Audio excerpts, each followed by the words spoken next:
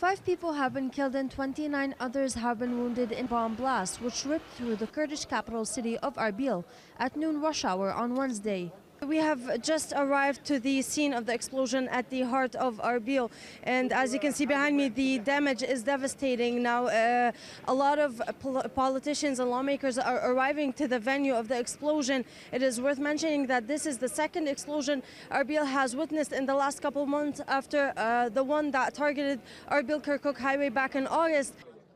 The same images, pools of blood on the ground, people in a state of panic, and great material damage.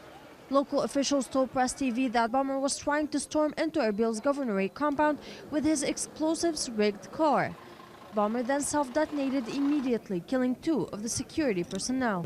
We are in a state of war with the terrorist ISIL group. Such attacks are anticipated, especially as the terrorists are desperately trying to destabilize Iraqi Kurdistan through attacks to make up for their defeats on the battlefield against our brave troops.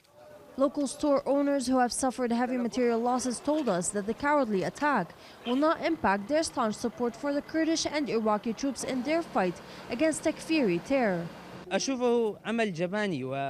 car exploded outside my store. There were a lot of people on the ground. They were badly injured. This attack is a cowardly act. If the ISIL was as strong as they pretend to be, they would fight us on the battlefield. No group has claimed responsibility for the bombing so far. However, Iraqi officials blame the recent spike in such terrorist attacks on the Takfiri ISIL militants. The semi-autonomous Kurdistan region is considered to be one of the safest places in Iraq. For the past 4 months, the Iraqi and Kurdish forces have been holding up a fierce fight with ISIL. The Erbil explosion comes at the heels of strategic victories scored by the Iraqi army in liberating Beji and another scored by the Kurdish forces in retaking the key town of Zumar near the Iraqi-Syrian borders. Altaf Ahmed, Press TV, Erbil.